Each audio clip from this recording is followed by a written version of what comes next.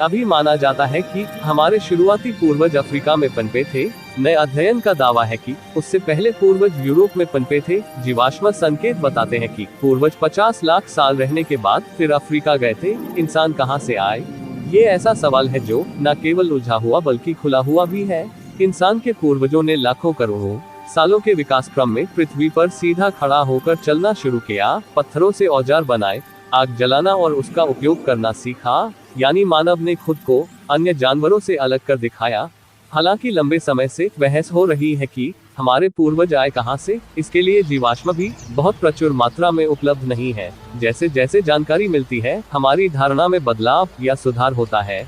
नए अध्ययन ने यही इशारा किया है कि हमारे पूर्वज अफ्रीका से नहीं बल्कि यूरोप से आए थे। आज तक के उपलब्ध जीवाश्म और अन्य संकेतों की मदद से वैज्ञानिकों ने लंबे समय से यही धारणा बनाई कि हमारे पूर्वज अफ्रीका में रहा करते थे।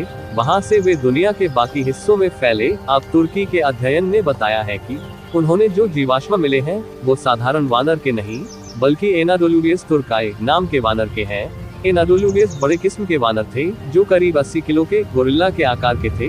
वे खुले में ऐसे ही रहा करते थे जैसे कि पुरातन और शुरुआती अफ्रीकी मानव रहा करते थे। अपने समय में वे राइनो, जिराफ, जेब्रा, हाथी और शेर जैसे मांसाहारी जानवरों के बीच रहा करते थे। अपना जीवन कंदमूल खाकर बिताते थे। एनाडोलुवियस के दांत थोड़े बड़े और मोटे हुआ करते थे। इसके अलावा इनकी खास बात यह थी कि ये और पास के ग्रीस के अन्य वानर ऐसे समूह के वानर थे जो शुरुआती मानव प्रजाति होमिनियन से मिलते जुलते थे।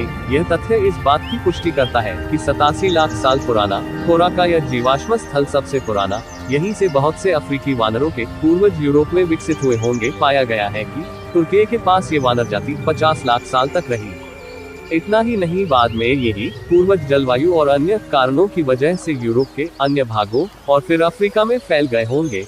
अध्ययन के लेखक DR बिगन का कहना है कि उनका अध्ययन बताता है कि होमिनियन न केवल पश्चिमी और मध्य यूरोप में विकसित हुए थे बल्कि उन्होंने 50 लाख सालों तक रहकर अपना विकास किया। फिर वे पूर्वी भूमध्य इलाके से अफ्रीका में फैले, जिसकी संभावित वजह बदलता पर्यावरण और कम होते जंगल रहे होंगे। इस समूह के सदस्य के केवल यूरोप, एनातोलिया में ही पाए जाने के संकेत मिलते हैं।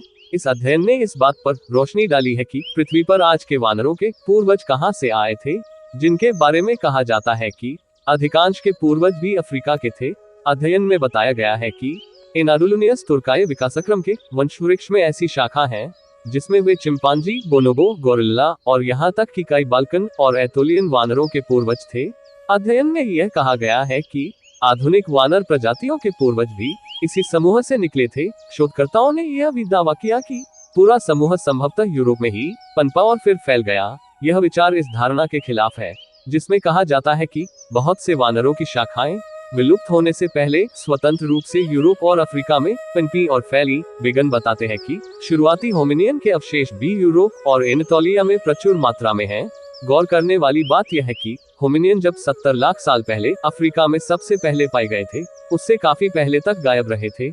नए अध्ययन के लेखकों की कहना है कि उनकी पड़ताल के नतीजे पूर्व धारणा के बिल्कुल विपरीत निकल कर आए हैं, जिसके मुताबिक इंसान के पूर्वज और कई वानर प्रजातियां अफ्रीका में ही पनपे थे। यह शोध कम्युनिकेशन बायोलॉजी में प्रकाशित हुआ है।